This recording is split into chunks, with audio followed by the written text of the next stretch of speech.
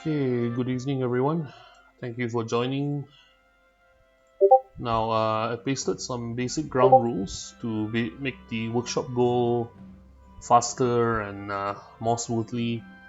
This will be found in the workshop text chat over in the same server itself. And any what's important is that any questions that you have, you can post it up onto the workshop text chat as well, and I'll attempt to answer it during the Q&A session. There'll be one after each specific section of the presentation, and a long one at the end of it. So we will try not to get bogged down into lengthy discussions. So if you have anything to ask me, you can do so via DM or reaching out to me directly on my own server or even here on LMY. So without further ado, let's see. Okay.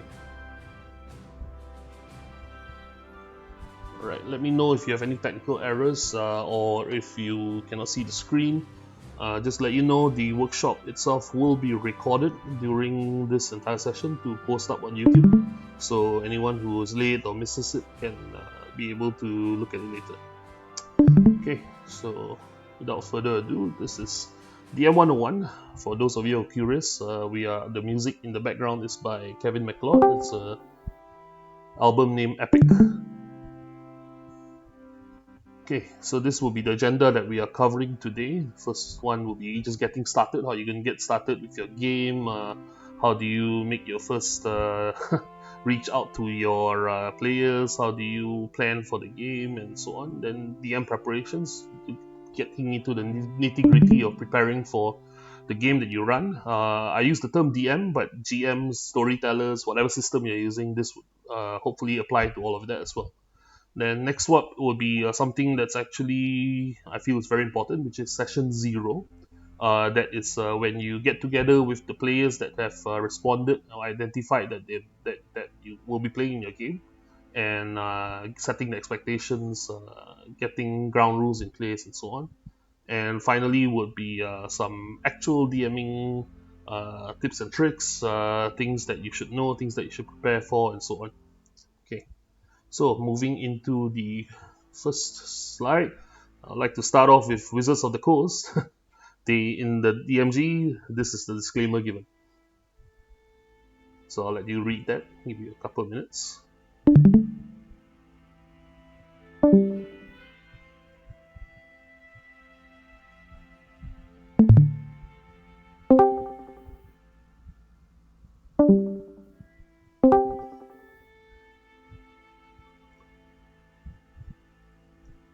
something important you should note. Some of the or a couple of these joke advice are actually quite applicable. The especially the first one and the second.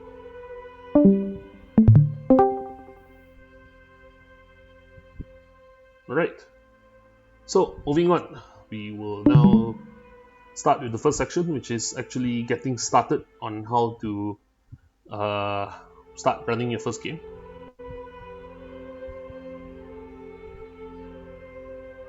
So these are the 4 topics that I feel are important for a DM to actually think about before they actually even start getting down to wanting to play or run your own game. Of course, this is applicable to homebrew. If you are running something structured like Adventurers League, a lot of that's already answered for you. It just depends on what module or what hardcover that you want to run. In terms of setting expectations, when it comes to fears to overcome, a lot of DMs have a lot of fears. We'll get into that a little later. And then what sources of materials you're going to use, and finally, what is your actual role in playing or running a game. Okay, setting expectations. So, first of all, you have to answer this question. What is your vision? Are you running a single adventurer module, one shot? Are you running a long homebrew campaign? Are you planning to run it from levels 1 to 10 or 1 to 20? Do you use Dungeons and Dragons? Are you planning to talk about it being a sandbox campaign and how far you want to do it? It's perfectly okay to run a game with no expectation for the ending, because eventually games end whether you like it or not. If you're lucky, it could end 10 years in the future. If you're not lucky, it could end less than 10 sessions in the future. So it really depends on the players that you select and who you work with. The storyline. What is your story? What's the objective, if you have any? It's also, again, perfectly okay to run a sandbox where you drop players into the middle of your setting and say, okay, just go ahead and do what you want to do. And the important thing is that whatever you build from there is engaging. It is one of the primary functions of DM is to tell the story and to be able to articulate how things turn out, how things work out, and to be able to engage your players into your world, what you are building, draw people in. It's a group storytelling effort. You are simply being the judge or the referee, and or even, if you like the term, of being the deity or the god controlling your entire universe. Some advice for those who are building a long-term story: begin at the ending. Always have a idea of what you're going to. It doesn't have to be specific. It could be something as simple, okay, I want my players to save the world by defeating an ancient dragon, for example. Or if you're running something like Starfinder, I want my players to rescue the Federation from the internal corruption within. And this, also important to note, is not necessarily going to be the ending for your entire campaign. You could have a series of overarching story arcs which tie into each other, and really it's free flow. You can do whatever you want, but it's always good to start with a plan. Okay. Some typical settings: fantasy level, high versus low, high magic, low magic. Fantasy setting, you could even set your game in not just the medieval age, but I've seen games which are run in maybe early Bronze Age, even Stone Age. There are games that are run in the Age of Sail, for example, where gunpowder is completely common and in use. In the modern setting, you have your typical intrigues. Systems like Spycraft lend themselves very well to that.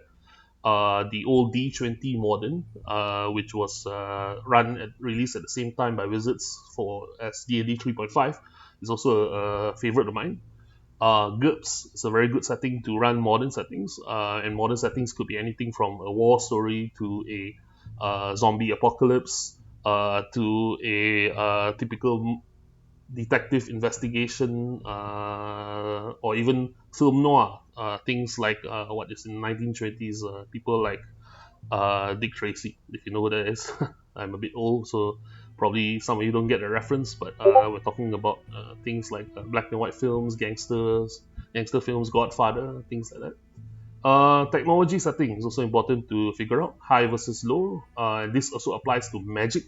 So whether or not you are playing a high magic campaign where magic has replaced the setting of technology, where things like elevators, for example, can be done via magic, and because of that, technology development has never taken off because there's no need to. There was no need for people to evolve into using modern technology in order to facilitate their lives. You could also talk about low magic, where it's a setting where only several very powerful individuals actually have magic. A good example of a low magic setting is Eberron, where high level casters above level 7 are rare, or at least they were in 3.5, not sure in 5e. A good for technology setting, if you're talking about futuristic, whether or not faster than light travel is available, for example, are energy weapons available, or are they still somewhere in similar to Call of Duty Advanced Warfare, where you have a space setting but still using chemical propulsion weapons, projectiles, ballistics, things like that. So these are all things that you could have the understanding about, and to set the expectations for yourself as well as for your players. So before you advertise, you should have all these uh, actually in mind or in place. Okay, next up, fears to overcome. Now, these are some of the common ones that I've actually come up with. If you have any that you think that you want an answer to, feel free to post it up in the workshop chat. But I'm sure some of these are common. I know they were very, very, very relevant to me. So, like, I've never DM'd before, and neither the answer to that is no one, everyone, there's always a first time. And sometimes the only way to do it is to just go ahead and do it. Things like I'm not sure where to begin. If you are not sure, if you couldn't answer a lot of the questions which I posed in the previous slide, you might consider using a module or a hardcover, a pre-existing adventure, something that's written. Resources like DM's Guild have a lot of those resources online. I mean, with Google, you can pretty much find anything that you set your mind to. What if my players don't like it? Now that's where setting expectations comes in handy to ensure that everyone understands what you're trying to do or the game that you're trying to run, and it's important to cover this during session 0. What if I can't find players? Communities, D&D MY, RPG MY, Kaki Tabletop, Adventurers League, where you are right now.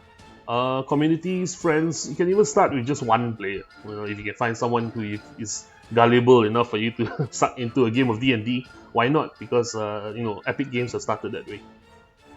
Seems like too much work. Well, all I can say is it's investment versus reward. Yes, it's a lot of work. Yes, it's time consuming, and yes, it eats energy. But if you want to have a game which is memorable, if you want to have fun, if you want to have people talking about your story years after it's ended, these are all things that you have to get into. I mean, basically, you shouldn't start DMing without being prepared to invest not just time and energy, but even finances. I personally have spent a lot of money on D&D. And what if I suck? Now that's risk versus reward. All I can say is you don't know until you try. And even if you suck, you can get better. Go and watch DM tips by Matt Mercer or Matt Colville. Go and watch Dimension 20 or Critical Role on YouTube. You can learn, you can develop, and don't ever let yourself be scared away from taking this jump, because I can assure you it's very rewarding. Alright, next up.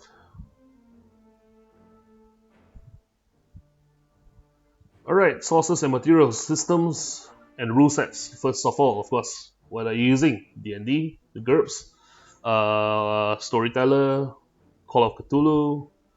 You have to decide on that. And one thing which you may want to consider is that there are also a lot of indie game developers out there. Malaysia has quite a few as well. You can check out Kaki Tabletop or Tun Kaipo's website, which I can't remember what it was. I think it was rolloverplaydead.com, where he talks about a lot of local development game scenes and so on. You can support these game developers by downloading it, purchasing it from them, and it's usually not expensive.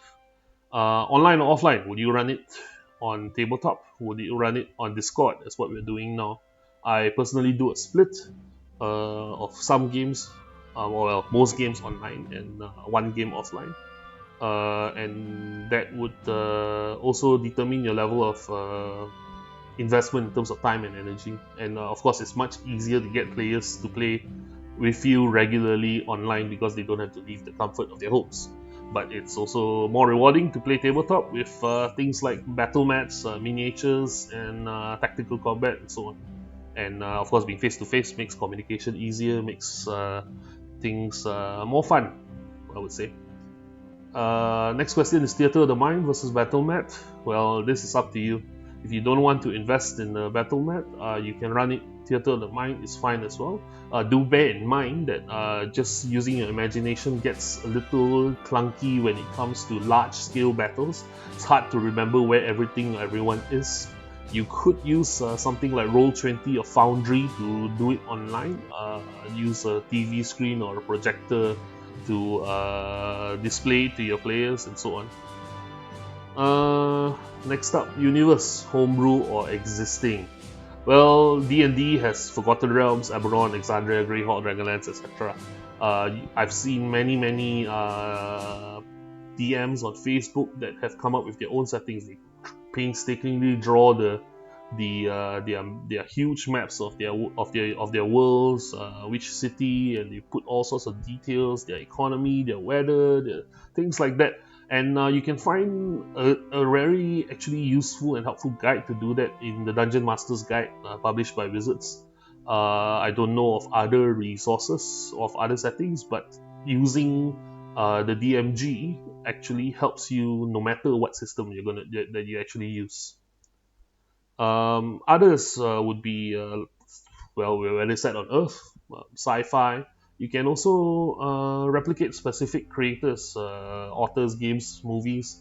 I know there are games settings like, for example, Doctor Who, or they set it in Wheel of Time by Robert Jordan, or even in any of Brandon Sanderson's multiple universes, Jim Butcher. These are authors that I personally love. And games, some you might want to set something in Dragon Age, for example, or in Divinity, or in Pillars of Eternity. TV, movies, well, basically it's up to you. Really, the sky is the limit. It's just how you adapt the system to work with the universe that you have in mind. And most important thing next is finding players. A DM without players is just talking to himself. So the advice was given previously, but yes, I would advise you to do find some players. And consider asking your friends, some of them who are maybe equally as big as nerds as us, but who have never actually played role-playing games. For all you know, you might actually have a community ready waiting for you in your university or your workplace or wherever it is that you have friends. Okay. And finally, scheduling, which is also known as the nemesis of RPGs. Finding the right time for your players to sit together and come down, and it has been the death of many a game, right? Because eventually people do have their own lives and real life takes priority. I would advise that you do not schedule games on weekday nights, for example, if your players are mostly working. I would advise that you do not schedule it on maybe mornings, because no one wants to wake up early to play a game unless you're all really energetic and gung-ho. But the idea is behind that is to find something that's comfortable for everyone and make sure they're committed to it. Otherwise, you might end up with one of those less than 10 session games that I talked about. Okay, the DM's role. Narrator and storyteller. That's your very first job. You actually bring the story to life. Now, I know that many DMs have different styles. I think I'll get into that a bit later. But for me, it's all about story. You want to create something which you and all your players participate in. It's a story which can be influenced or affected by who your who or what your players play as their characters, and what they do, what are their motivations, what are their fears, what are their goals, things like that. And you are the host. Next point, invite the players into your story and your game. And always remember, being a host, you should be a good host. Don't dominate the game. It is not a one-man show, which is my next point.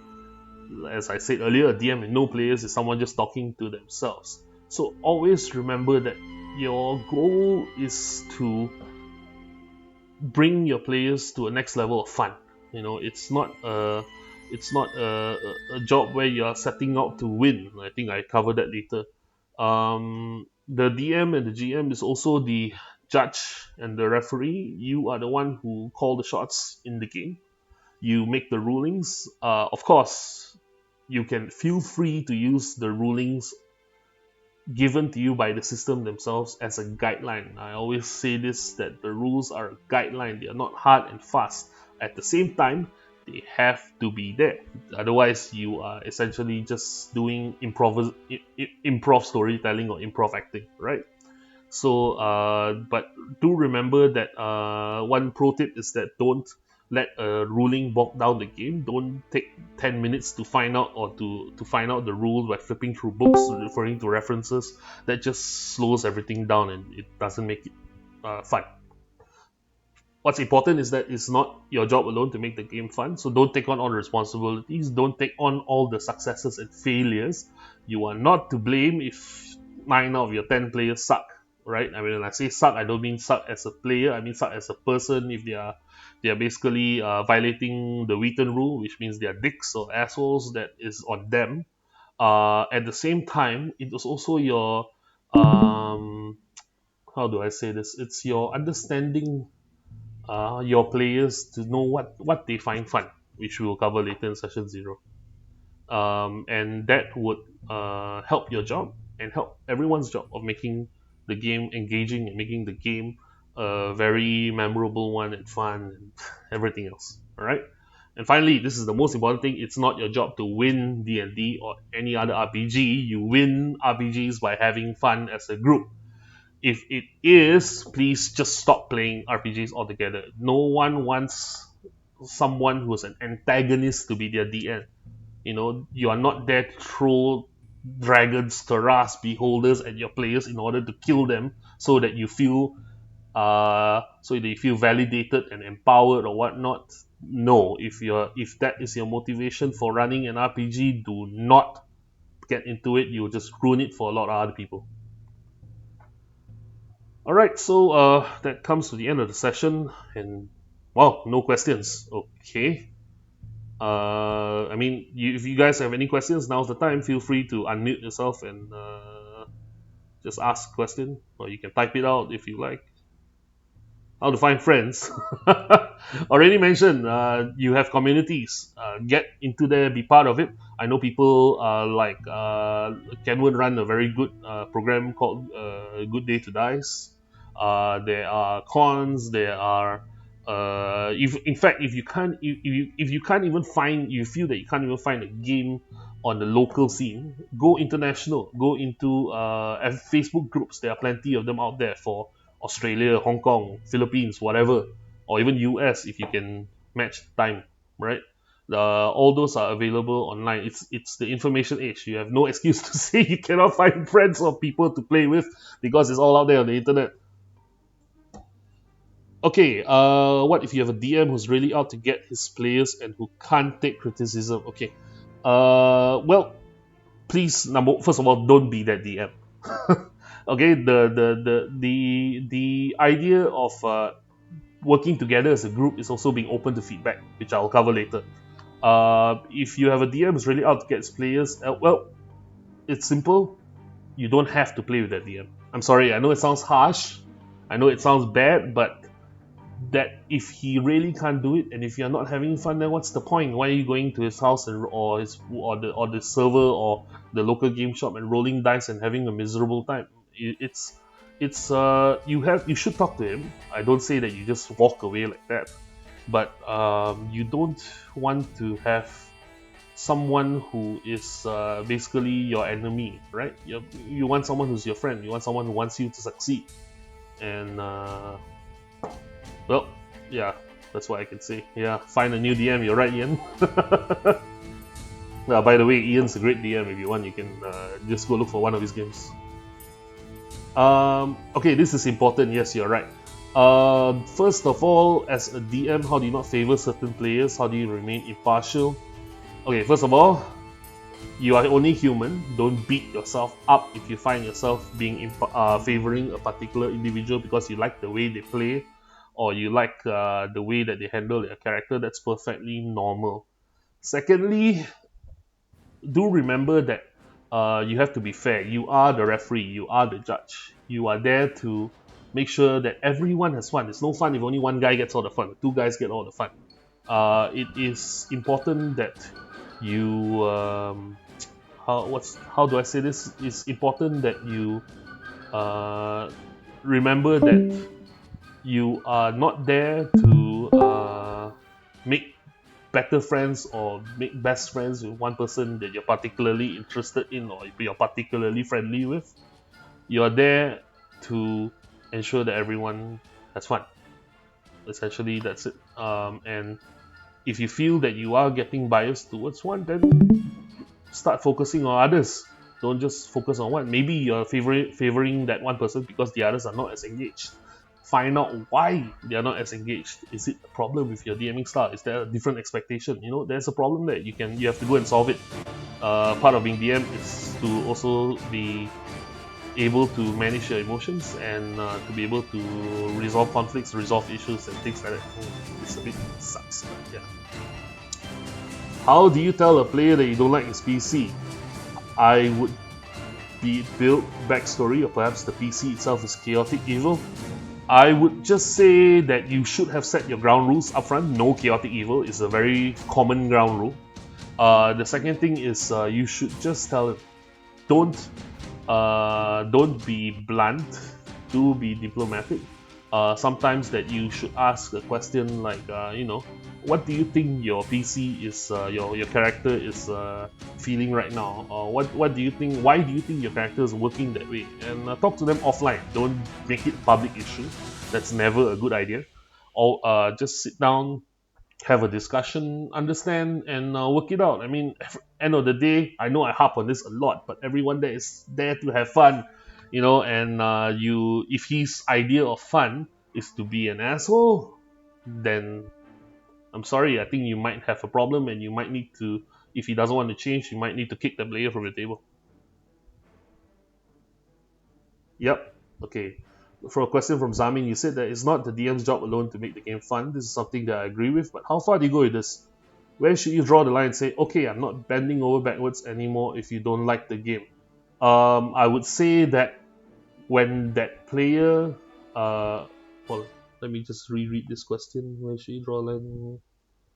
Okay, you should draw the line when you realize that you yourself are not having fun, or one of the other players is not having fun. If it's a particular single player, then you need to find out what is the problem with that player. Like how I just explained to Mai, you need to find out what's causing him to act like that.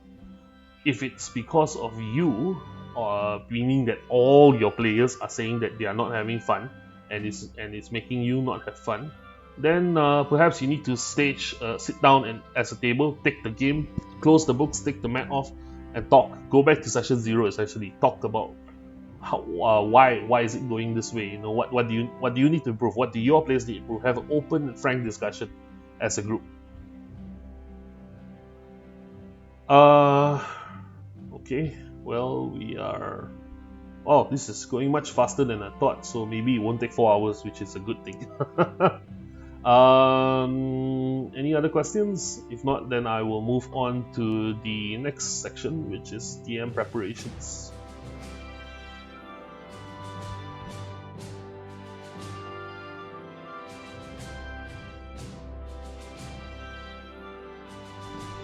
Okay, right. So moving on to the next section, DM preparations. Now, these are the few things that you need to think about: house rules, an avenue for feedback, preparation of game materials, source books, etc. Your setting plot, your setting challenges, storyline challenges, and something which I feel applies to all RPGs, but what I think was coined by D&D, which are the three tiers: social, combat, and exploration. Now, for house rules are rules that you have which are specific for your game. This also refers to rules that you implement in the game. This is not necessary.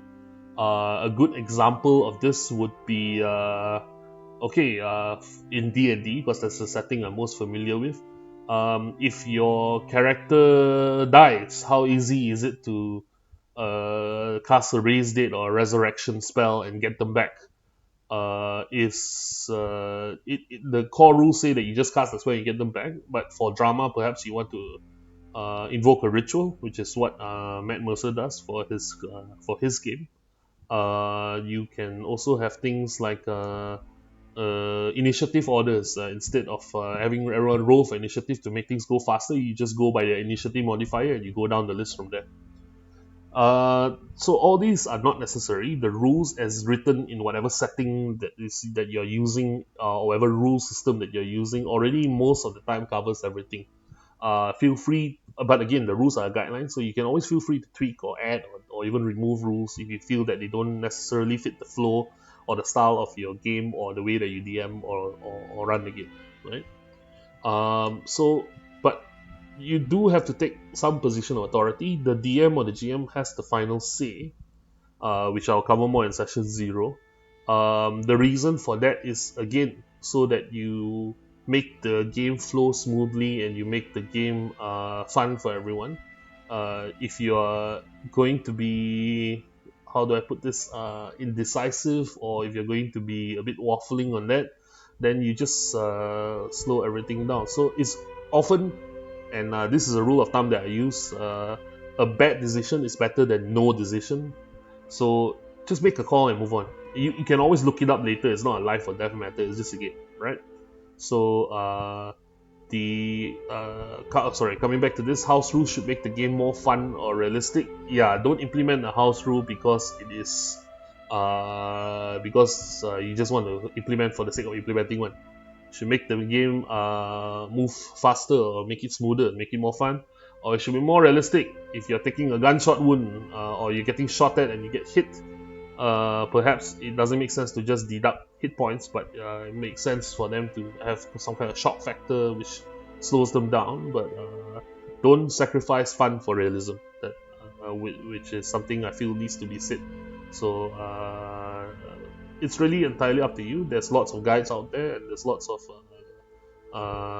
tips and tricks on how to implement house rules. Feel free to go and Google and look them up. And finally, it's the job of the DM to keep balance. So you want to make sure that the house rules that you set don't unbalance the game either. You don't want them to have a party of level 4 players armed with Vorpal swords, for example. That would be make the game at the end not fun, because they'll just slaughter their way through everything they meet. Okay, next up, some examples of house rules that are commonly used. Flanking or surrounding, with battle mat, of course. Your realistic grid diagonals, meaning that if you move diagonally, it's 7.5 feet per square, for example. Bonus action to use potions. Bonus to rolls or inspirations for extra descriptive role playing. Always reward good role playing by your players by giving them some kind of benefit or advantage to their rolls, things like that.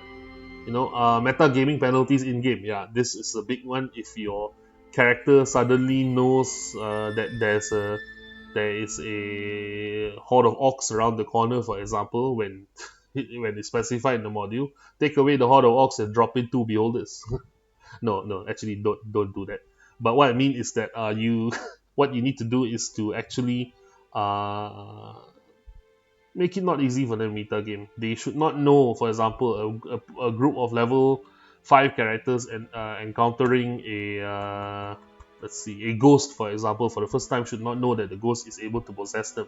But if they all start running away and you know that they're meta gaming, you should punish them in game somehow, but by by sending in more enemies, or if it gets to be a really big problem, then you should start having the talk.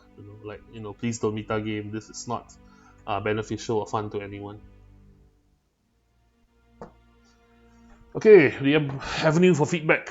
Now, in session 0, lay out clearly the avenue for feedback between players and you. And feedback goes both ways. If you're giving feedback to players, be prepared to receive.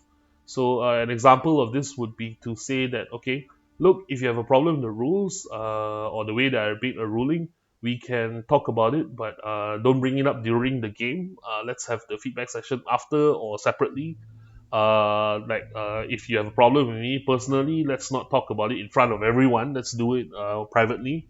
Or if something as simple as, here's my phone number, here's my email, here's my chat, on Discord or whatever, you can reach out to me if anytime you're not happy. And please be aware, players, that I will also reach out to you if I'm not happy with you. So be open. I'm not that this is not personal. This is only coming to the next 2 points. This is feedback to improve the way that we are as DMs or players. These are intended to be healthy discussion. Don't get defensive. Don't get emotional. It's just a game. No game is worth a friendship, if you know what I mean. Right? Always remember and be respectful. Be nice. These are people, and you are a person. So if someone gives you shit, what would you do if you in real life, if someone gives you shit? Don't punch them. Just walk away and maybe decide if that person should or should not be in your game. And always seek to give a player feedback before more drastic measures are taken. I'm a bit guilty of do as I say and not do as I do here. I have banned players before very quickly when I find that they are in a way cheating or power gaming. I have tried to give feedback, but maybe I could have done more. That's personal self-reflection. But kicking or banning a player is a very drastic measure. You should seek to talk it out first. And unfortunately, players are people, and people do tend to be assholes. So if that happens and you have to take a drastic measure, just do it. There's no other way to say it. You might have to do it, and regardless of how bad it makes you feel, if it's better for the group and for the game, it has to be done. And the DM has the final say. You are the judge and the referee, but do always remember that your players are more important than you. Again, without players, you are nothing but someone talking to yourself. Okay, let's see. I see the questions. I'll get to them when at the end of this section. Alright, so preparation of game materials, source books, and so on. Now, make sure to have the books that you need. Again, I'm using D&D as an example, but the bare minimum is always the big three: the Player's Handbook, the Dungeon Master Guide, and the Monster Manual. For D&D, if you are okay with a limited subset of rules, the basic rules is also enough for you to start DMing. But for an overall better experience, you might want to consider that. For other systems, you would want the core book. Shadowrun, for example, needs the core book. World of Darkness needs the core book, and then the additional book for whatever system you're running, be it Vampire, Werewolf, or whatnot. GURPS, you need the core books, and so on. But essentially, you should have these before you think about DMing, because it is very difficult to DM without the proper resources and proper references. Okay, for D&D, consider and use subscription to D&D Beyond. They are not paying me sponsorship. This is not a plug. This is just that I find D&D Beyond is actually a great tool for Dungeon Masters. Do you need minis and a battle mat? Don't be like me or some other people who spend almost all their money on stuff like this. Perhaps Roll20 or other virtual tabletops may work. Foundry, what was the other one? Tabletop Simulator on Steam, and so on. Next up, rule of thumb is a 1-to-2 ratio for game time versus preparation time. If you're running a 4-hour game, you usually need 8 hours to prepare. You don't have to do it 8 hours in a row in one go. But rule of thumb, right? If the more comfortable you get, the more experienced you get, that time will shorten. So don't be too alarmed by that. And before you start, understand not just your premise and your game, but your players and their characters. I'm also guilty of this in the sense that I've always been very excited to start the game and that I don't even double check up on their on player character sheets and so on. But as it is something that should be done. You don't have to know every in and out of their mechanics, but you should know the in and outs of the story, if only to be able to craft a better story line or experience for your player and their character. And I cannot stress this enough, make sure to prepare. Don't waste your players' time, because if they come and you're not prepared and no one has fun, you're essentially wasting 2 to 4 hours of everyone's time, and that is a big no-no, and it will just make people not want to play with you, and make people not want to. You might even turn them off RPGs. I might as well play a board game, because a board game has rules and everything. Everything's prepared. It's all in the box, right? So that's very important. Okay, stare suspiciously. What are you saying, Ian?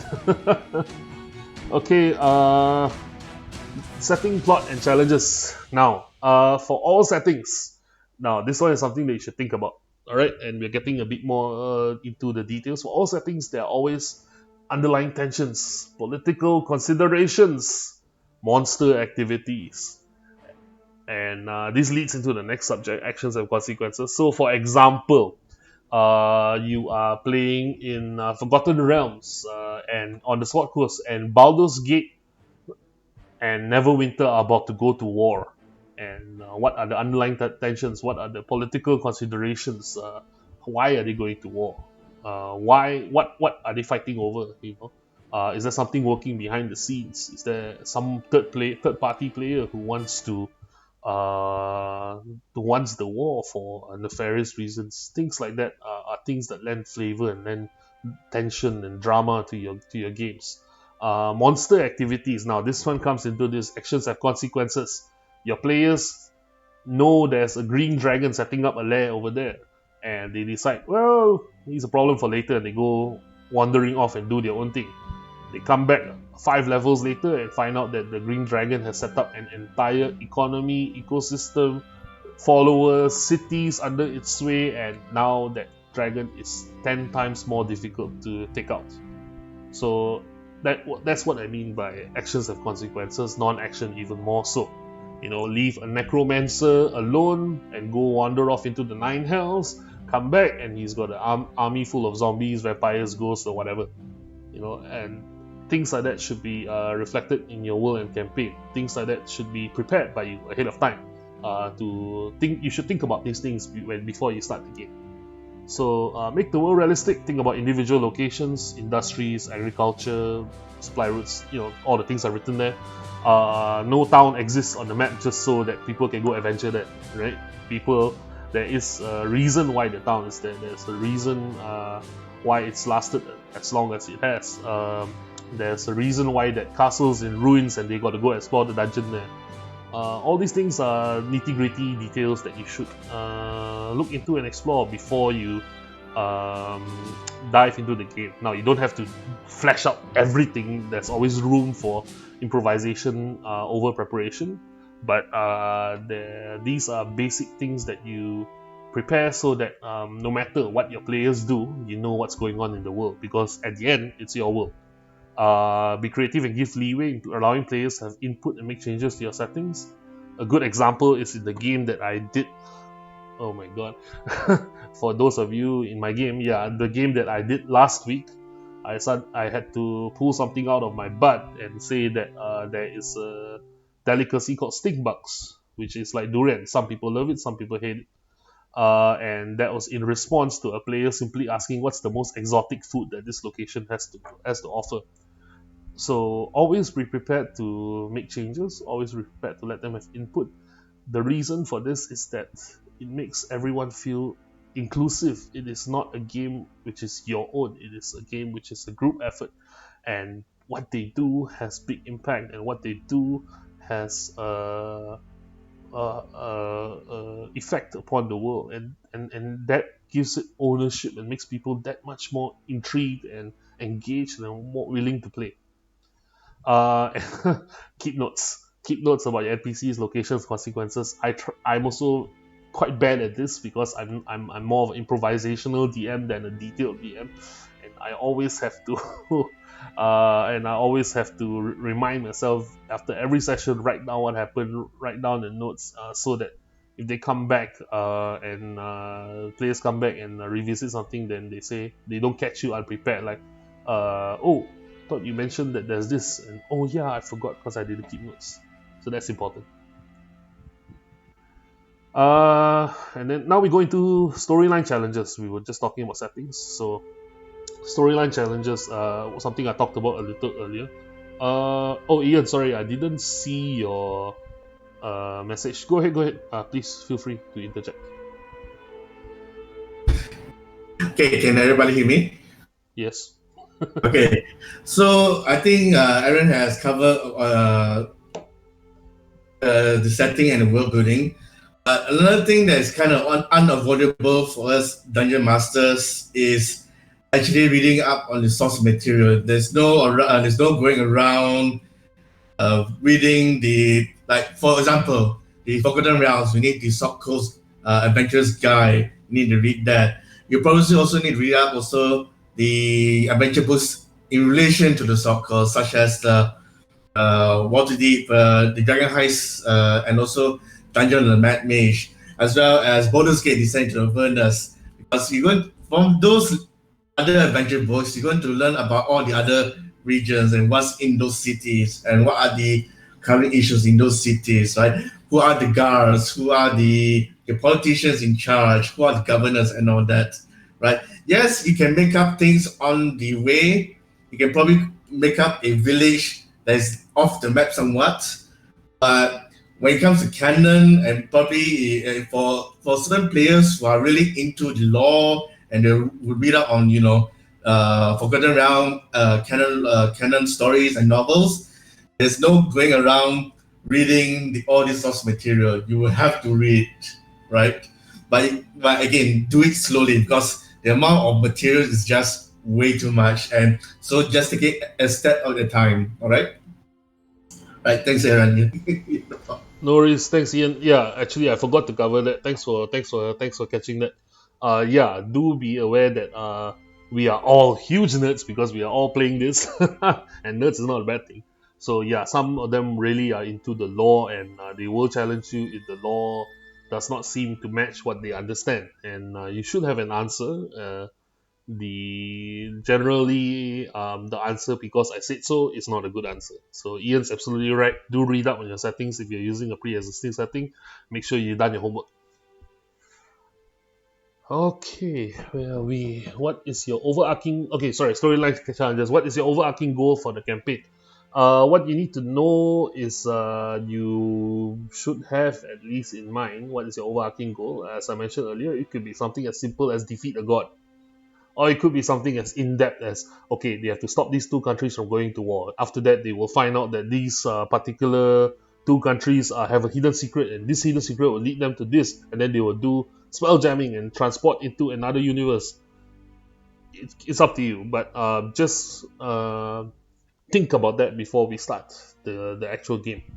Understand what are your player characters' individual goals. What are your different characters' motivations, what are their histories, what is causing them to act the way that they act, or what is driving them to seek what they're trying to find. A good idea is to include your player character backstories into the campaign as side quests or even as part of the main quest. Again, you don't have to do this right at the beginning while you're planning everything, or the game will never get started. But you should have an idea of what everyone is, and you can adapt and improvise as you go to be able to incorporate that. And again, that bringing that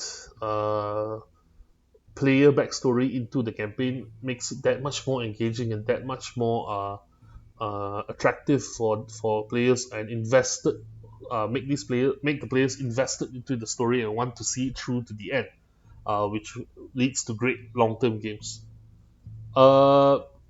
Help your players to break down their goals.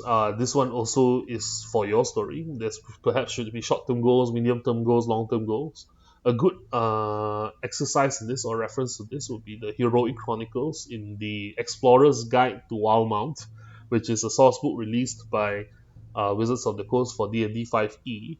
For more inspiration, you can find that and purchase that. But if you need uh, other ways, or if you don't have the book, perhaps you can go to some of the websites which I've included at the end of this slide as reference links, which you can look up. Some of them give tips on how you can split the goals of your campaign, and also for your help your party members or your players to split the goals for their characters.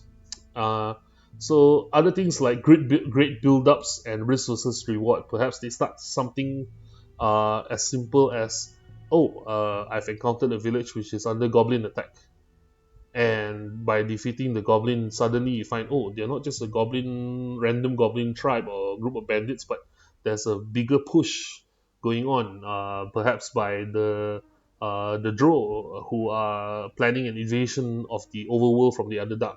Things like that, build-ups from the story, so things should link up and move on from one level to another. Risk versus reward. Do we the, does the you set a conundrum for the party? Okay, you can travel through this route, which will lead you through the swamps of Schmagenrog, which is very difficult, but you can also travel through the plains of Balgenrog, which are very easy, not as tough enemies, but it will be longer, and perhaps by the time you get there, your quest is it's too late in your quest to save the princess, right? Things like that. So do try to consider incorporating stuff like that into your storyline as you prepare. And finally, cohesiveness and cohesion. How do you write a great story? Stories should be cohesive. They means that they gel together. Things make sense. The setting, the overarching campaign, and cohesion. They should work together in the sense that they do not contradict each other. Like for example, the king has requested that your party enter this dungeon to slay the dragon and rescue the princess, and then you get there and you find out that the princess is actually an ogre. So that just doesn't make sense. That's not cohesion. So things like that are things that you should consider as you go along.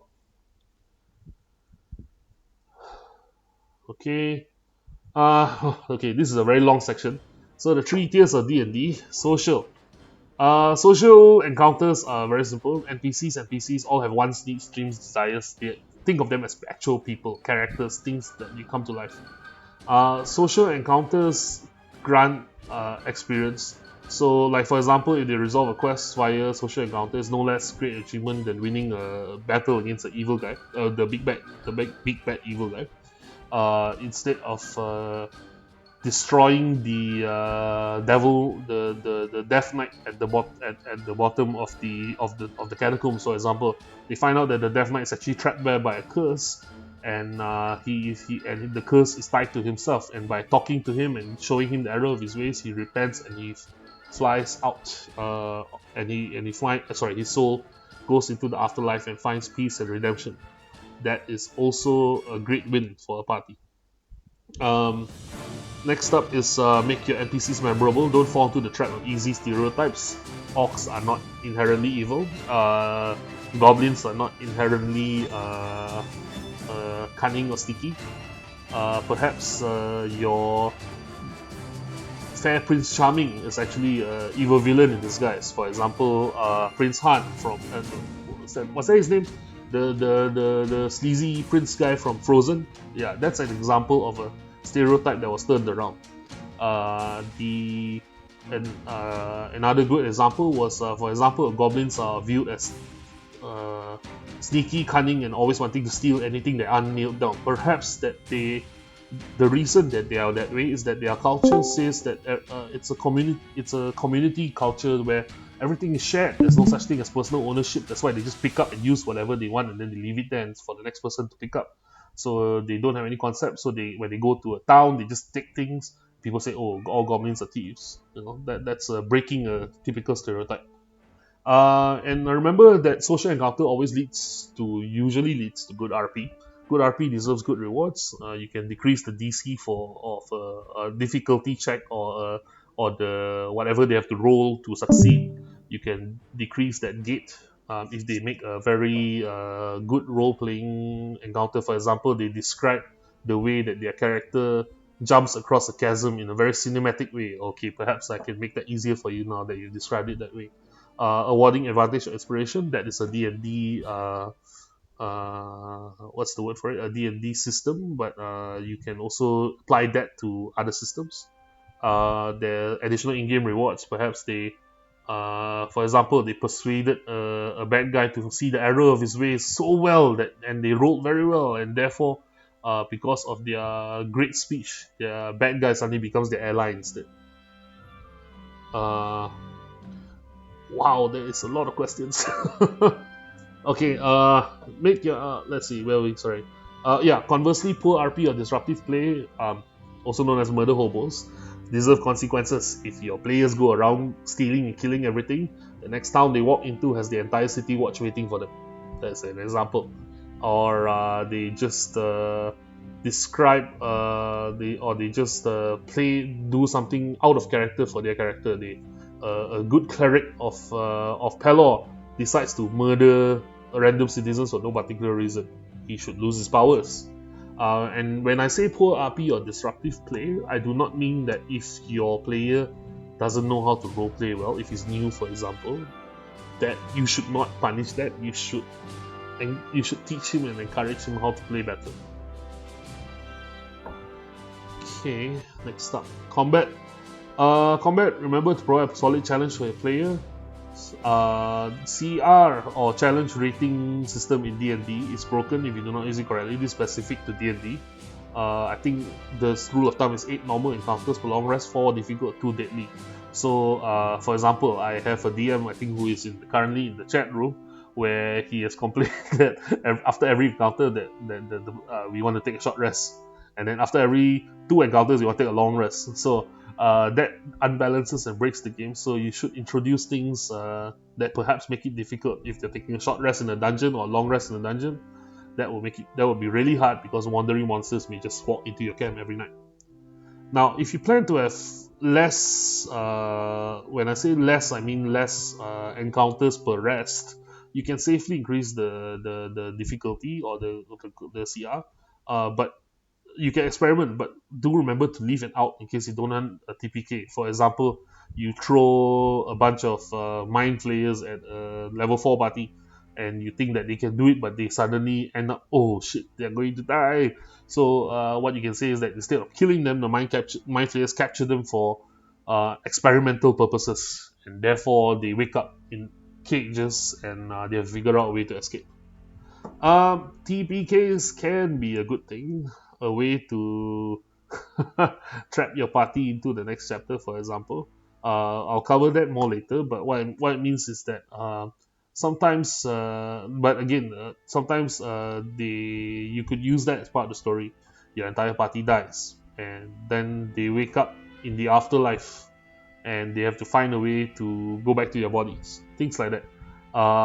That being said, please don't use it too much, or your players will just walk away because no one likes to die. Remember to reward your players according to the difficulty of the encounter. If they have survived a tough fight against a dragon in its lair, the horde reward should be appropriate. Don't be like some hardcovers that I know, one hardcover that I know of where you fight a dragon and you get nothing, which is absolutely doesn't make sense to me. And for D&D, remember that characters only receive the benefit of a long rest once in 24 hours. So this is to avoid long rest spamming. So this isn't a computer game where you can just keep hitting the rest button until you recover everything. Finally, exploration usually happens between social and combat encounters. Cities, towns, countryside, dungeons. There's always something to find. It's a great place for RP. You feel it getting too slow, however, you can always throw in a social or combat encounter. Don't be afraid to give control NPC of a quest to your player, for example, escort quests. And even successful exploration can lead to rewards such as making a social or combat encounter easier. in addition to tangible rewards. So they found a secret door which has a puzzle, and they managed to bypass that, and therefore they managed to sneak up on the beholder from behind, for example. Things like that. Phew, sorry, I was rushing this last part because it's quite long and my mouth is quite dry. So I think this is the last one, finding the balance. So this highly depends on what your party is looking for.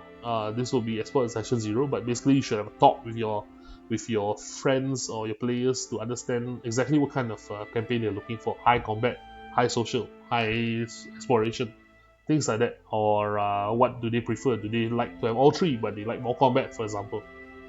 Be sure to tilt the balance to whatever you come to an agreement with your players. And the general rule of thumb is a 1-to-1 ratio for everything. So if you have one session which is exploration, your next session should be social, your next session should be combat. Try not to overdo any one of the three, because then it gets tedious. Again, this is just a guideline as per many other rules. Okay, I am going to take a break after the questions, so I need to scroll back up. There's a lot from here. Let me see.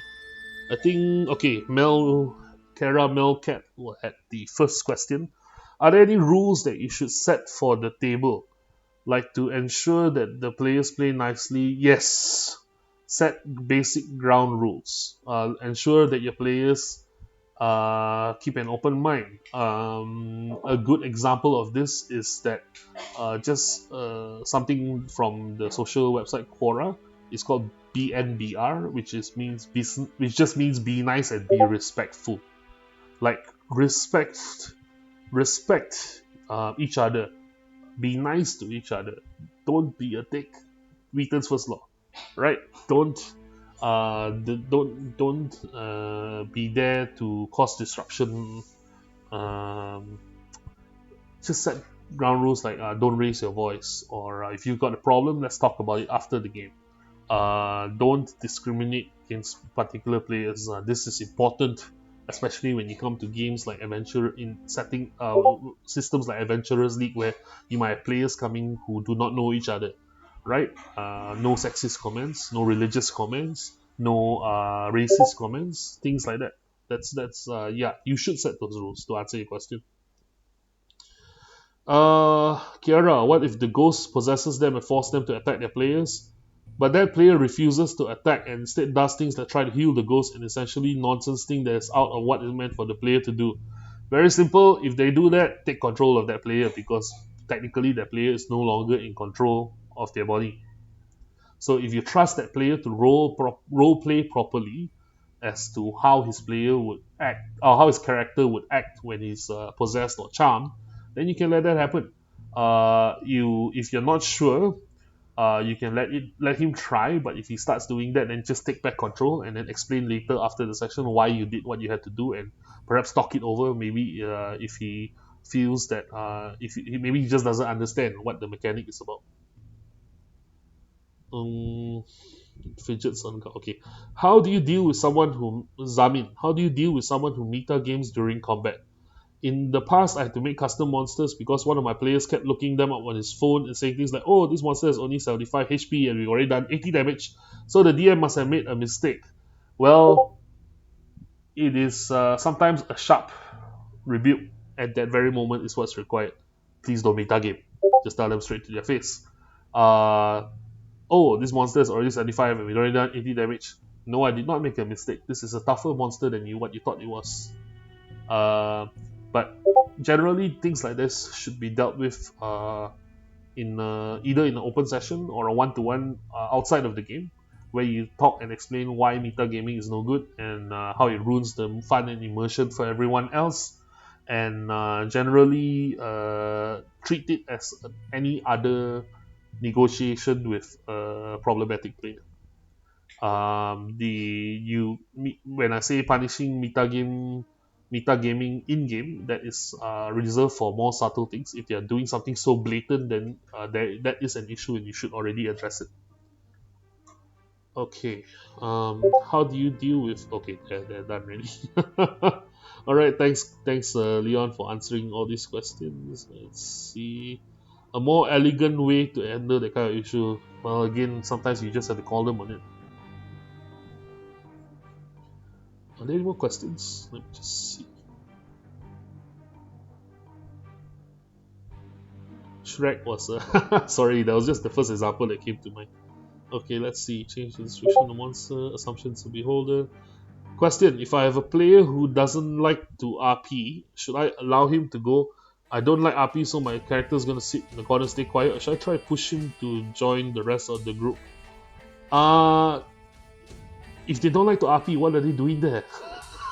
It's a role-playing game. It is not a sit quietly in the corner game. So yeah, you're right. In hindsight, you hint that you should drop him earlier. Yeah, you need to talk to them out of the game.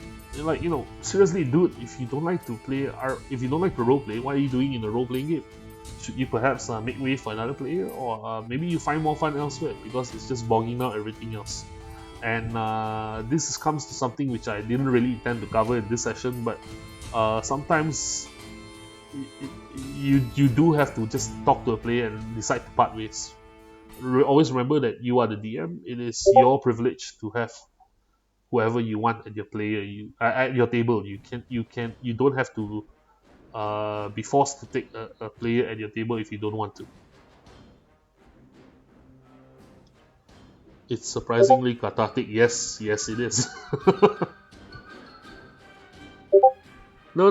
Don't need to apologize. Okay, I think that covers everything, right? I mean, is there anything that I missed out? Please speak up now. You can unmute yourself and participate in the voice chat if I missed anything. Zamin again. The guy who didn't like to roleplay was basically a hardcore power gamer who came into the group of casual. Ooh, that sounds familiar. Okay, sorry. Let me read this again. The guy who didn't like to roleplay was basically a hardcore power gamer who came into a group of casual roleplayers and was like, "Why aren't you all playing the way I want to play?" Okay, Zamin, you are absolutely right. Another name for this kind of player is asshole. So if you're an asshole, kick him out. Uh, Kiara, trust me, we all know this guy. He may not have the same name, but we all know this guy. Just ask any one of the other DMs. We all know this guy. Sometimes it's the same guy.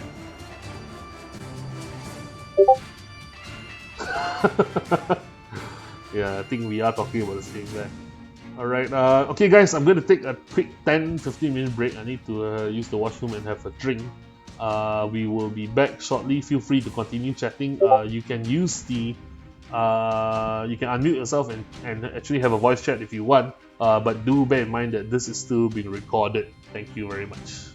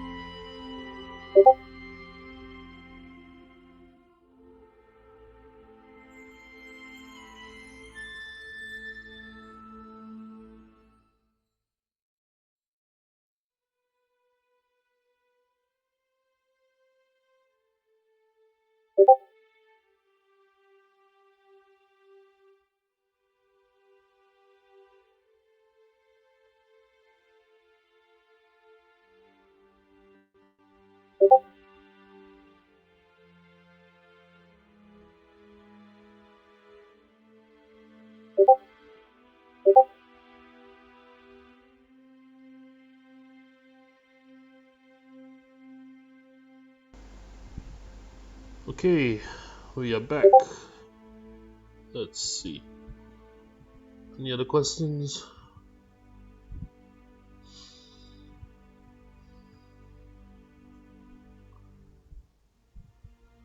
Oh well, Zamin, that sounds like a shit player, right? Good. I think you're much better off without him, both you and your group.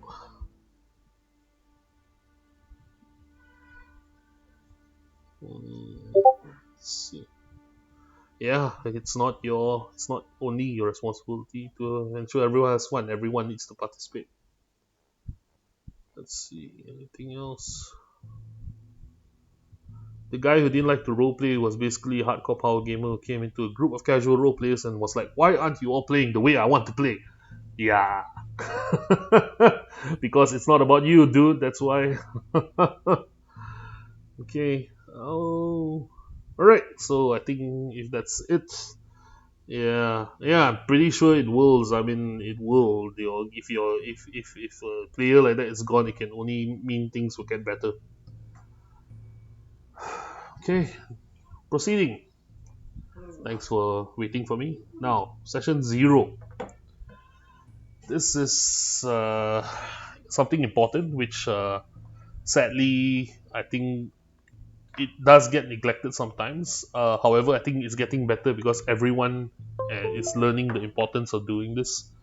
I see many comments on forums and Reddit and so on that session 0 is important, and yes, it is. Now, what do we cover normally in the session 0? Player and DM expectations, um, trigger points, and using the X card, which is something I'll explain later. The table rules: be nice, be respectful, location, food, timing, etc. Character creation and character introductions, high level, which I feel is something very useful for us to actually be able to do during session 0 to get everyone a little bit excited, a little bit into the game, just generating that interest to make sure that they actually turn up for session 1. Okay, so player and DM expectations. First question is, what do you want out of the game? Now, do you want an epic story where you fight angels, gods, you defeat an entire nation state, you uncover the plot to take over the world? Or do you want something simple, saving your hometown, meeting your personal quest? A very good example of this would be if you watch Critical Role Campaign 1, Keyleaf completing her Aramente and becoming the leader of the Ashari.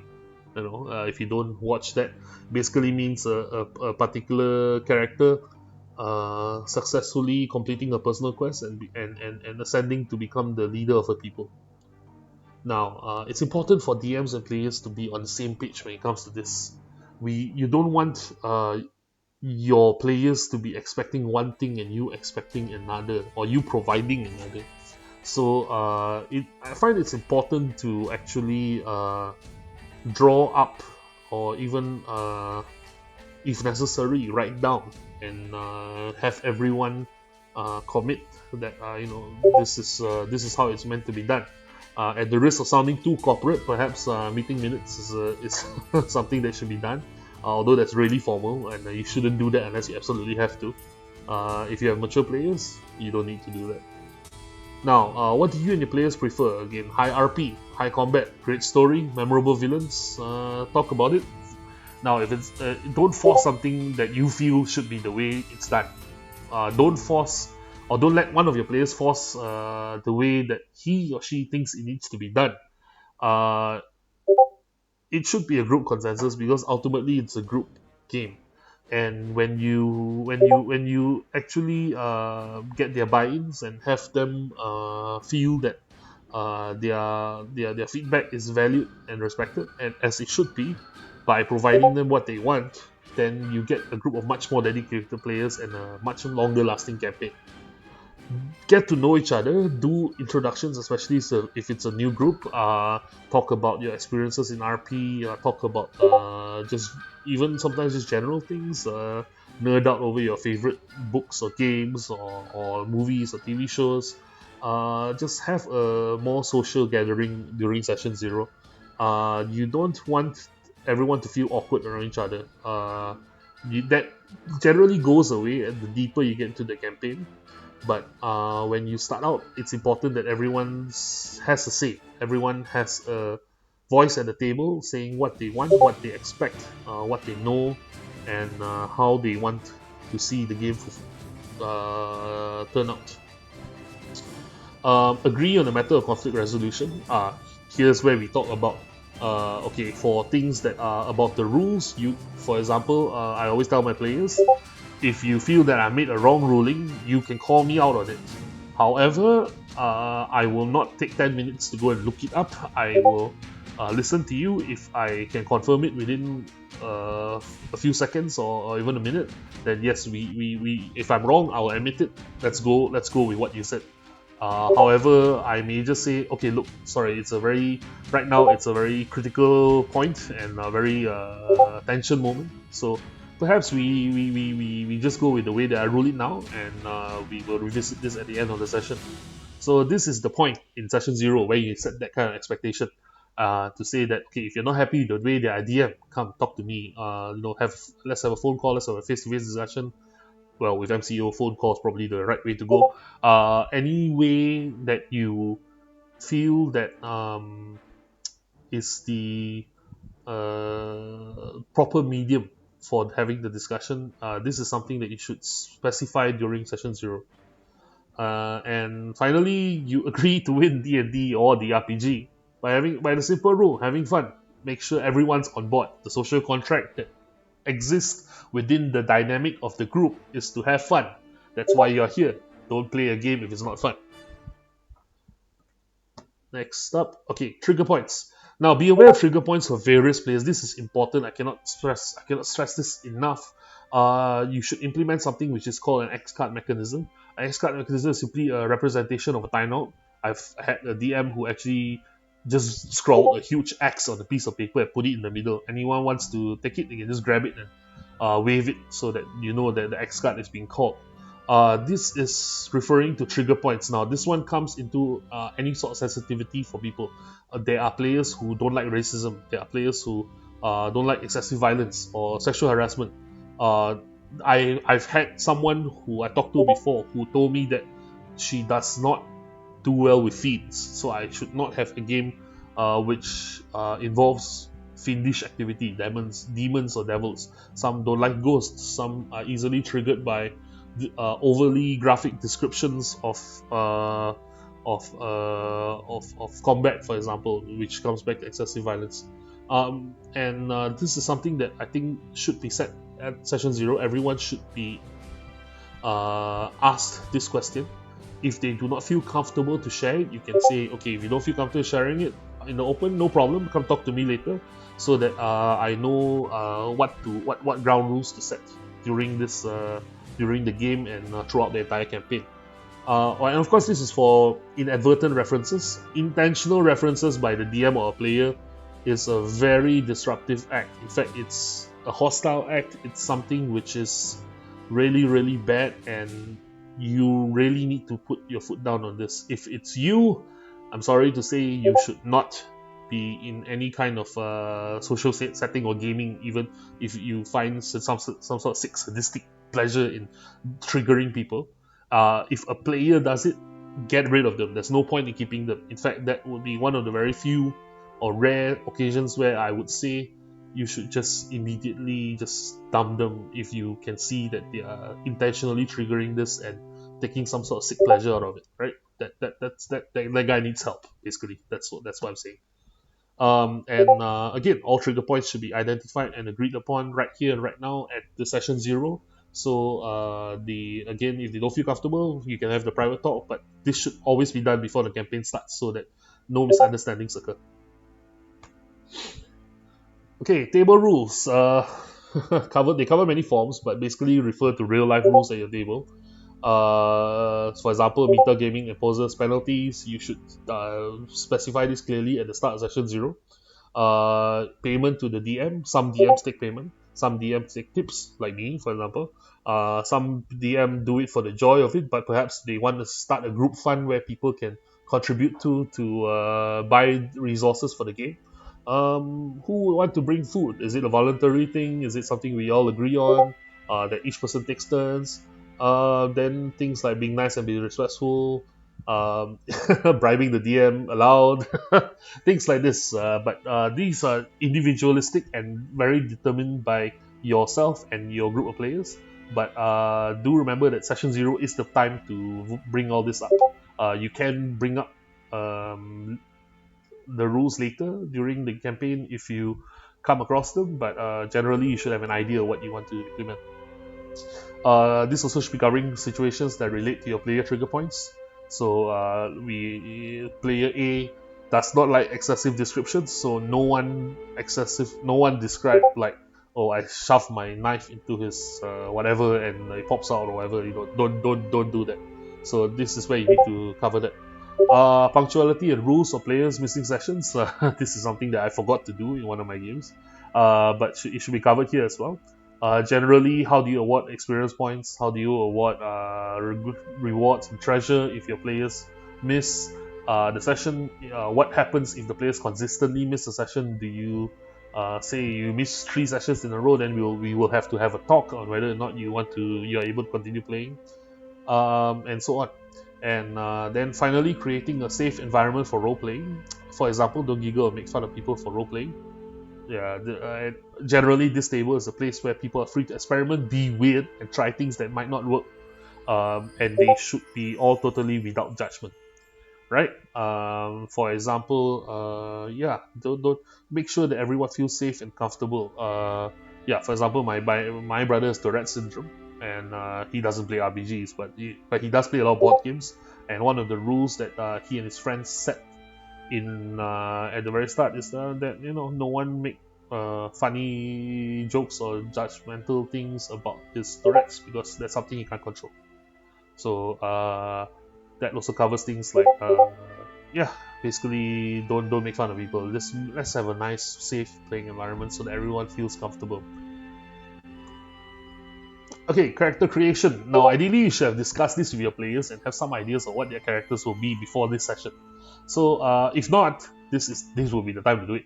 You don't want session one to come by and your 3 out of 5 players are rolling dice and oh, should I take paladin? Should I take rogue? Should I take this feat? Should I take this race? No, do all this at session zero.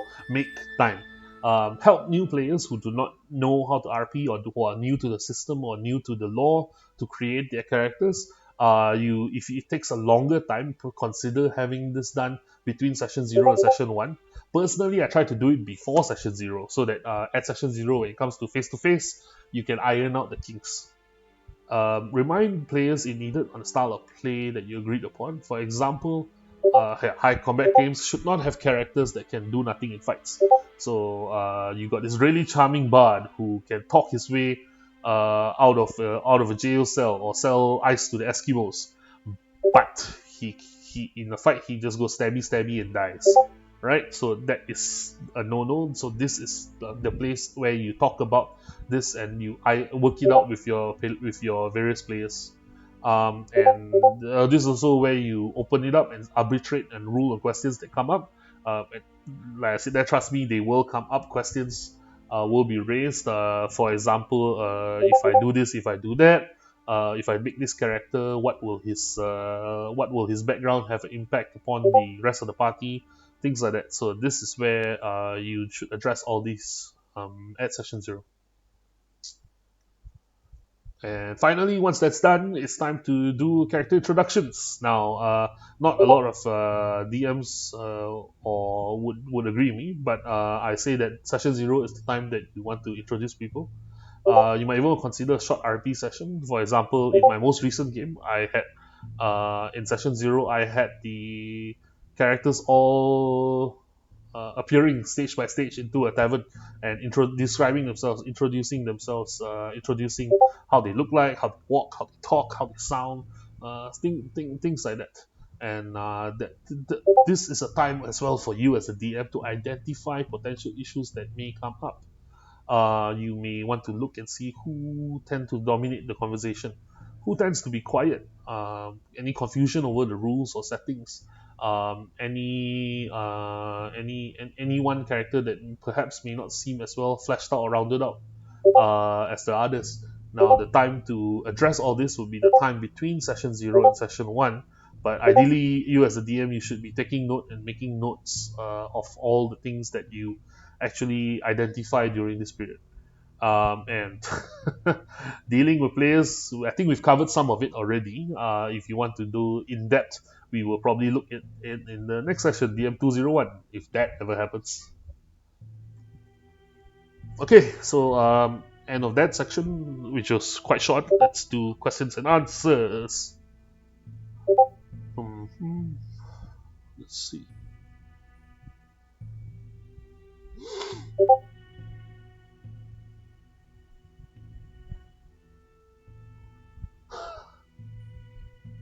Oh, okay, not too many questions. Okay. Zamin, how long shall session 0 take? Is it fine to hold it just before the first session? Like the first half is session 0, second half is basically the prologue where the party has their first battle or something, and then Leon answered preferably a separate session if everyone's brand new. However, you can run like an intro. Yeah, basically that's what I just talked about. Yeah, ideally, why I would always say do it as two separate sessions. The reason being is that you need time to respond to whatever comes out at session 0. If you're jumping straight in from session 0 to session 1 and you've identified problems, you can't actually address those problems without starting the game. So that is to buy yourself time. It's actually doing yourself a favor to get that time for you to address problems that come up. Now, the other thing is that if you generally session 0 doesn't take as short a time as you might be thinking. I would say about 2 hours would be a good rule of thumb for a session 0, and the session 1 that you have, if you run it immediately after session 0, will be quite truncated. So it's up to you really, but personally my own opinion is that leave a gap so that it's not so abrupt. Okay, no other questions. I see Zamin typing something. Did he say something?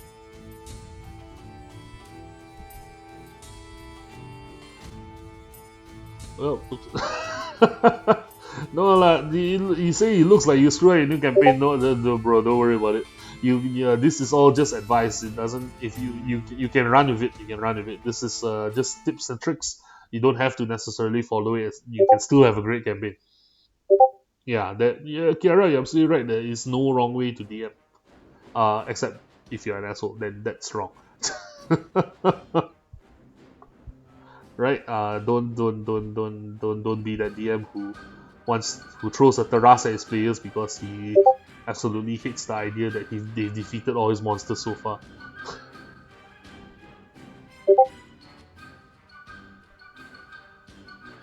Okay, I'm gonna see some people typing. I'm gonna leave another couple of moments for questions.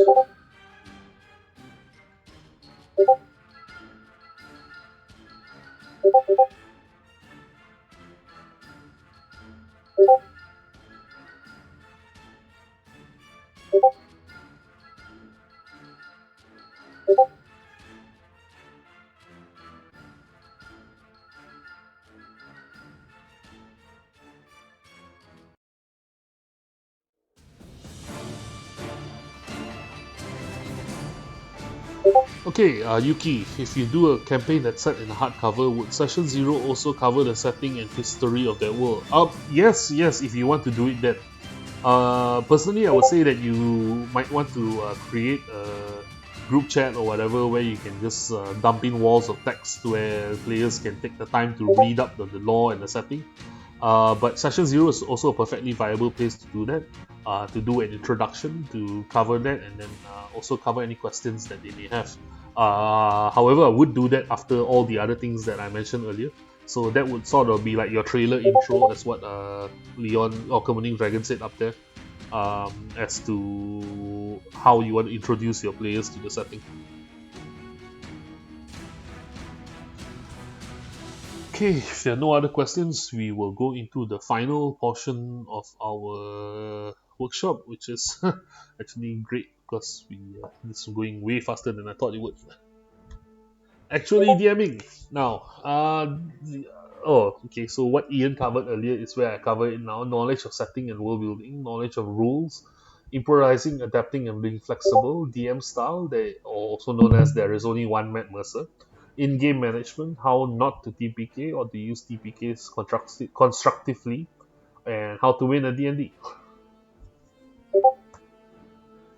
All right. So, knowledge of setting and world building. As the DM, yes, you are expected to be the go-to person for all things for your players. So you should understand the rules and the law of your setting. Now, that is no excuse for your players to be completely and absolutely lost as to your game and your setting. They should do their own due diligence and reading, but you are responsible to tell them where the setting is. You are responsible to point them in where they can learn more. You are also responsible to make sure that you are familiar with the rules. It's okay to get things wrong, but please don't get everything wrong. Otherwise, you're doing basically you're not doing the job of a DM correctly. You should understand the very basic rules at least. Now, if you're world building, make sure everything is cohesive. As I mentioned earlier, you can refer to the DMG for guidance. It does provide a great resource on how to build worlds for your adventures and your campaigns. But don't follow it to the letter. At the end of the day, it's still your game. Don't worry about making stuff up, right? You can do whatever you want. You can have a city ruled by dragons. You can have a lost underwater colony that they need to find in Forgotten Realms, for example. You can have the Zentarim be the good guys in Forgotten Realms instead, and the Harpers be the bad guys. You don't have to follow the setting and the law exactly 100%, but you should make it logical and consistent, and let people know ahead of time what changes you have made, especially if it's a well-known setting. Now, don't be afraid to constantly reference for information. You can pause the game if you have to, like, no, guys, give me a couple of minutes while I look up this little law. For example, if they ask you who is the ruler of so and so city, and you don't have the information offhand, oh, just give me a second, and you can just do your search and look for it. Don't be afraid to. Okay, well, that being said, please do prepare before the game. Don't reference every single thing, right? That just slows it down and totally disrupts immersion, disrupts the flow. Now, knowledge of rules. Now, similar to the setting, you should know the rules. Don't worry if you start out not knowing the rules inside and out. Almost no one starts that way. I still get corrected many, many times. But remember to balance rules with fun. Rule of cool. Like, you can say that, oh, the way you describe it, okay, don't need to roll. It just happens because you just did such a good job. It's your game. You can change the rules if you need to, but please do not abuse that power. You can say goodbye to your players. Don't just say I'm the DM. Everything must follow the way I say it. I'm the DM. Therefore, water flows uphill and gravity does not work, or there's no such thing as friction. Everyone just slides everywhere. That is not a fun game unless you come to an agreement and make it fun. But yeah, don't abuse it. Don't bully your players just because you can. Make it fun for everyone. A good rule of thumb is also never slow down an action scene on the game if challenged on the rules. As what I mentioned earlier, don't take 10 minutes to look up a rule. Just say, okay, this is what happens. We go with it. I'll check it out later. That is something which I think some DMs could use to not get bogged down in discussion, and instead simply let the game flow. Now, actually, DMing, I think this is important for me personally. I know many people or many other DMs may not necessarily agree with me, but I believe that improvising, adapting, and being flexible is key to being a DM or a game master or running any RPG. Never be too focused on the rules that you forget to have fun.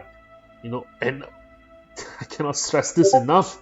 Always be ready to be derailed. You've crafted a lovely campaign story. They've got all your characters lined up. The villains have made their plans. They have already you described this really great description of a wonderful city that your players are stepping foot into the first time. and your player turns to you and says, okay, we played shift out, and your entire plan is gone to crap. So what do you do? So that's why, going back to very much earlier in the slides, where you prepare your areas and individual NPCs and so on. What happens if they do this? Actions have consequences. So you logically proceed. If they go and run off and do their own thing, what happens while they're off doing their own thing? Your big bad evil guys' plans proceed, and they come back maybe 10 years later to find that they've left something behind, and it's totally like a million times worse or harder. So don't be so dedicated to your story that you can't change on the fly or in an instant as you need to. Now, think about the situation as a whole. Knowing the setting really helps. Now, what happens if they do this or that? I think I've covered this already. Actions and consequences. Yeah, can't stress that enough. So, if they derail it, so be it. Go with it. Some of the most fun interactions and game sessions come from being derailed. They've decided to go off and do their own thing, and players, when they do their own thing, sometimes come up to really legendary and epic moments, right? So you need to be able to work with that flow. Challenges and monsters may move or change. If you're using a module or hardcover, you don't have to stick to it. They are always there as a guideline. Even Adventurers League doesn't force you to stick to the module 100%. You can. A great example was when I ran one campaign for Lost Mines of Endelver for one of my groups, and they entered the castle expecting to find only goblins and maybe a bugbear or two, and suddenly there was a goth, which is a miniature beholder, and a couple of spellcasters. So things like that really mix things up and makes sessions memorable, makes games memorable, and makes they might hate you at the moment for it, but at the end of it they most likely will just look back and say, oh wow, that was really fun. Okay, rule of cool, which is optional. Rule of cool basically says that if it really sounds cool, if it really sounds cinematic, just go with it. I don't care if it really totally breaks my system, breaks my storyline, breaks my setting. Just go with it because it's just so cool. They came out with something so cool. I just have to run with it. Now this is completely optional, but it is something that you might want to consider because, again, legendary stories and epic sessions and things that you talk about 10 years after the game. These are where it come from. This is how it starts, by just improvising, adapting, and being flexible. Okay, DM style. There's only one Matt Mercer. Ironic, I know, because I used his picture in the invite. That was to generate interest. I'm sorry, I'm very shameless. But know yourself and your style before you start. Why I say that there's only one Matt Mercer is don't try to be Matt Mercer. For those of you who do not know who Matt Mercer is, he is the dungeon master of a web series called Critical Role, and he and his group of friends are arguably the most famous D&Ders out there, arguably, and they because of that, there is such a thing called the Matt Mercer syndrome, where people have unrealistic expectations on their DMs, on their players, because they expect everything to be like Critical Role. Do not try to be Matt Mercer. Different people, different groups, all have different styles. Don't be afraid to try new things. Prompts, accents, mini games. Not everything has to be like Critical Role. Not everything has to be like Dimension 20. Not everything has to be like Force Grade. The D&D and RPGs are about being fun in general. Just do what you want to do, and play the way that you want to play. Don't force yourself into expectations set by celebrities or by popular play styles. Don't force your players into that either. Be comfortable with yourself, be comfortable with your group, and make sure that you just do it in the way that you know best. Now, common DM styles which I cover here are things like narrative, descriptive, emotional, rules oriented, dice oriented, or even all of the above combined. To break it down, narrative means that they are very good at telling a story. Descriptive means they are very good at describing scenes, describing things that happen, describing combat, for example. emotional. They really know how to play with your heartstrings. You as a DM, you know how to make them attached to a particular NPC, and then you kill the NPC off. Things like that. Rules oriented speaks for itself. Dice oriented, the DM that rolls everything, let the dice decide everything. Yeah, I'm walking up the stairs, make an acrobatics check. Some, I'm not saying it's wrong, but uh, try to find the balance between all this, and you would really make everything more fun for everyone. Okay, let's see. Next up, my personal style is I'm a Matt Mercer wannabe. I am shameless. I just admit it upfront. And I will say that my rule of thumb as well is also remember to describe, describe, describe. And I repeat it, describe, describe, describe. Use all the senses to engage your players.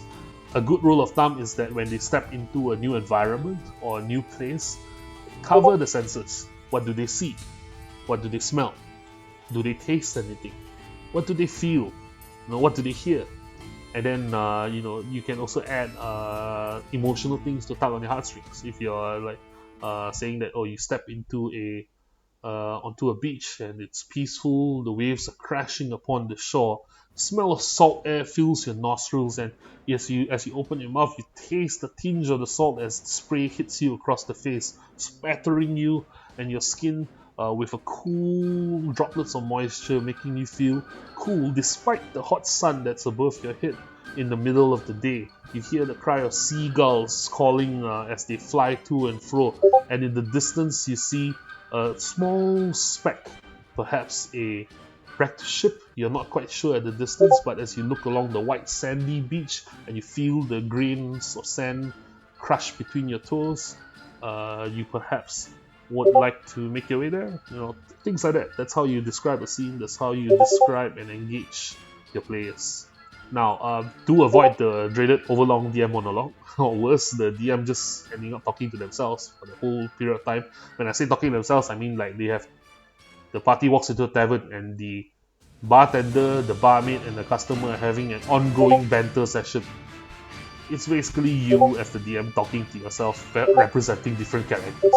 So that's boring. Don't do that. Engage people, engage them into the game. If you're a Matt Mercer wannabe like me, don't overuse how do you want to do this or any other catchphrase. Make sure that you put it in at the right time. You can consider other things like background music, mood lighting in your game, but don't get hung up on it. I don't do this myself. I like background music, but I don't do it for every game that I have, and sometimes I just forget. It's nice to have, but it's not a must. Again, also consider miniatures and battle mats. I do have those as well, and but you don't have to get hung up on it. Sometimes paper tokens on mathematics exercise book, those with the little squares or graph paper, that works fine. Sometimes just using bottle caps or dice on the table, that works fine too. You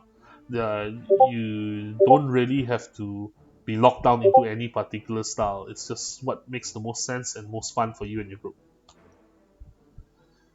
Now, in-game management, basically how not to TPK or use TPKs constructively. Remember to balance your encounters effectively, as we talked to.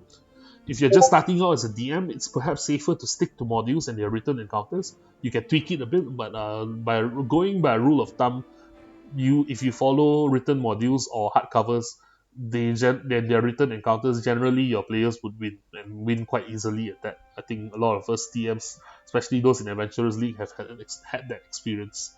So as you gain experience, you can start to tweak things to make it more difficult or change things up and so on. Now, TBKs, this is not a win for you. If no one has fun, you lose too. Always leave it out. Don't let your players get TPK'd unless the story calls for it, or if their own actions have actually led to that consequence, or in fact, if they actually have what's the word for it? A group consensus that we want to restart the campaign. We want our characters to go out in a glorious heroic death. Then you can TPK them. Now, TPKs can be constructive, as I mentioned there. They want a new campaign. Bring them together into the next chapter. You wake up all together bound in a small cell. Things like that. use them sparingly or not at all. Don't do it unless unless you really have a plan for it. Now, PC dev, however, individually, now that may not be a bad thing. You can use it as a way to create a new arc or have the party hold awake and remember the good times. Role play that loss. If your parties played together long enough, they'll be emotionally attached to each other as party members, and they reminisce. Remember that time that he charged the dragon single-handedly and killed him. Wow, that was amazing, and things like that. And again, players may even request it to have a new character. Don't stop them if they want it. But do keep it in moderation. It's not too good to have your players keep creating new characters because they just want to find they're not interested, they get bored. It's a balanced thing. You have to learn how to manage that as you go along. But again, PC dev may not be bad. Okay, bonus tips. Don't overthink or overplan your stories. Your players will derail you. It's not even if, they will. Always research and look for resources. There's so many things out there, not just Google or whatever. There's also community forums, Facebook, Reddit, Quora. I get a lot of ideas from these places. Don't limit playing your players' characters. Don't take away their free will. You can always give them during RP sessions, like, oh, your character feels this, or they go ahead and do that, or you're going to do this. Okay, you can describe how their character makes their way through the town to find its merchant. It's alright to do that, but don't do it to the point where you're essentially playing their characters for them. Don't overdo the props or mood lighting or background music. Again, that's nice to have. It's not, you don't have to get hung up on it. And make sure to give room for your players to shine or their shenanigans. Sometimes the best game is when the DM sits back and shuts up and lets the players do what they want and let them RP, especially experienced players, and then jumping back in only to contribute to the story or to give a ruling or when they can see they're done. Whew, alright. Now, how to win a D&D? Very simple. Have fun. So here are some useful links which I will share to you after this. I sourced this from a single website, which is D&D Compendium, and these are the general tips, homebrew tips, text-based tips. You can see lots of stuff in there. I think I cover some of it, but if you really want in-depth research, this is a great place to go to. Let's see what else. Okay, so we're done with that. We now go into the Q&A session, which I will switch back to Discord. Let's see. Okay. Wow, only one question so far. Oh wait, hold on. Okay, question. If you're doing your own setting, how much should you explain the world's history and environment to your players? Because I've tried everything from LOL, you just have to find out as we go along, to there's a 10-page history I wrote about the Great War between the Dragon Age and the Dragon Empire. Oh, sorry, hold on. I need to update the recording to capture the Discord channel. Okay, yeah, there we go. Alright. Okay.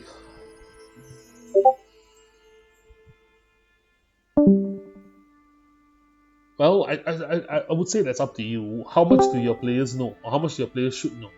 In general, a good rule of thumb is you just tell them what they should know or what they would know. Don't tell them things that you want to keep hidden. In fact, if you are using a particular setting that you've built a long time or over a long time and so on, you should have notes and stuff like that. You might want to consider creating a Facebook page, or even slides or whatever, handouts that you can pass it to them and let them read on your own time. The idea is that you don't want them to be bogged down with the details. However, you do want them to know more about the settings, so you would actually provide them handouts to them to read on their own time. How do you handle players wanting to switch to a new character? Put in a 3-game rule where after your 3rd game your character's set cannot change anymore without serious cost. But is there a better way of handling it? Now this one is a very tough question. Basically, by the 2nd time they change their character, you should be asking them why. no, sorry, not even by the second time. When the first time they want to change character, you should be asking them why. You need to find out why the player wants a new character, why they're not satisfied. If they feel that it's something that they feel that, for example, some of them may say, I feel that the party needs this. You can assure them saying that, I'll balance it. Don't worry, you can play your character. Or they might say, I really love my this character, but I feel that I want to change to another one. Or they might say, I feel my current character is too one-dimensional. Perhaps you can work with them to make them less one-dimensional. But I think the 3 game rule that you've come up with there is actually pretty good. By the third time, there will be penalties. Or you can just set it at session 0. Okay, I'll let you change your characters once or twice, but no more than that. And if you feel that you want to change again, then it's time for us to sit down with that player and talk to them one to one and find out what are they looking for from the game, because they keep changing characters. That means that they are feeling unfulfilled, and or they're perhaps that this might not be the game for them, or perhaps they should go and try out something like Adventurers League, where they can change as many times as they want. They can create as many characters as they want, and you can play in different games. But some people just like to uh, try different things. If they the one I would say one good way of making a person not want to change their character so much is to go in depth with them in building their characters. Make sure that they have a very strong backstory, that they get invested into their character. Then they'll be less likely to want to change, and they might even get really mad at you if they die.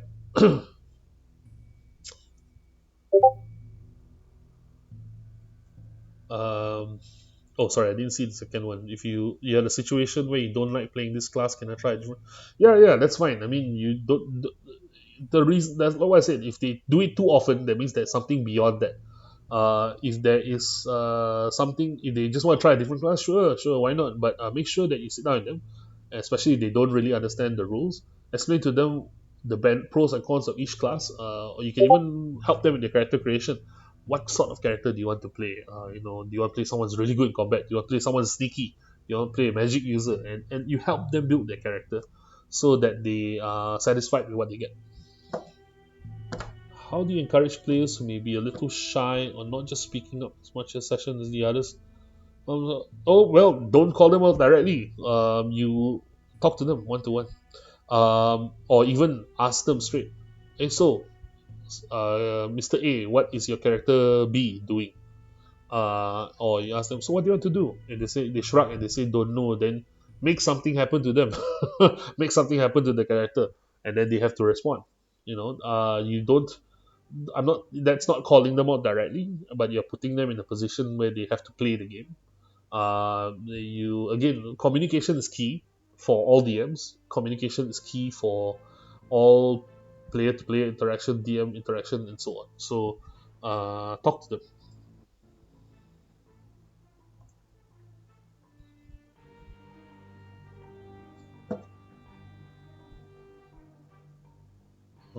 Okay, 2 hours only. Nice.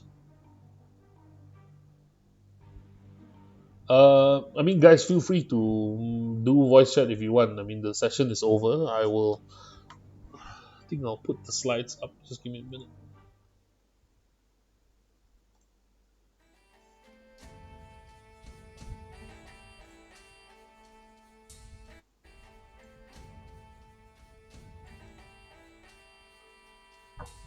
What's the weirdest game you've ever DM'd? Wow, that is a great question. Weirdest game I've ever DM'd. I don't know. What's your definition of weird?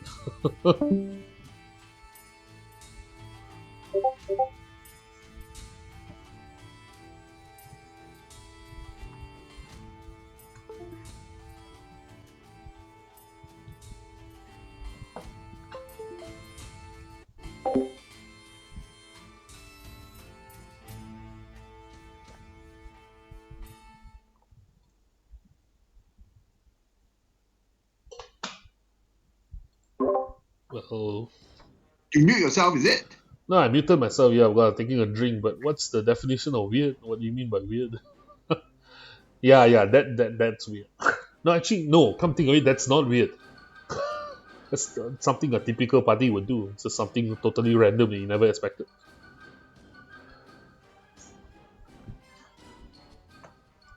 I mean, like, if you're saying like weird, I'm fortunate to say that I have not had any such experience where it just totally got weird. Maybe players unexpectedly knowing what the module is about and asking you a question. How come there are so many monsters here when actually it's supposed to only be two? Then they just totally give away that they read the module. All I've had a game once. Oh, that kind of weird. No, yep. Like I said, I was fortunate. I'm fortunate enough not to have encountered anything like this.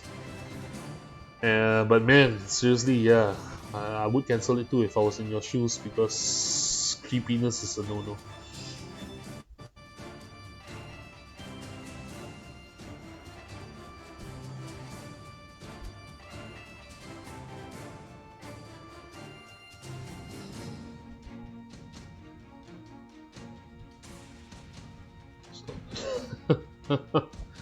Well, I mean, yeah, I think we've been very fortunate in Adventurers League Malaysia so far, which is basically drop in, drop out, and all that.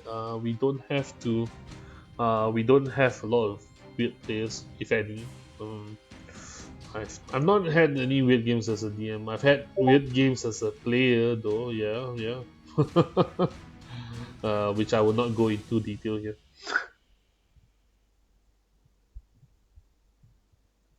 Okay, guys. So there's nothing else to ask. Thank you very much for joining the session. I really appreciate all of you being here. I hope it was helpful to you. And as always, I'm available for conversation at any time that you need. Just drop me a DM. You want to talk to me in person? We can catch up face to face if you want. Even I mean, as long as MCO doesn't block it, or you can just give me a call or anything like really. I'm always available. And thank you, Ian, for organizing AL Malaysia and letting us organize these sessions to help everyone. And this recording will be posted up on YouTube, so stay tuned. I will put it as an announcement probably right here in this very same chat room. Okay, let's talk, Aaron. What the heck? Yeah, no worries, guys. Thank you so much. Okay, I'm just gonna kill the recording now. But again, thank you very much. Love D&D. Thank you, D&D Beyond. Please sponsor us, AL Malaysia. Yes, thank you. Bye, guys.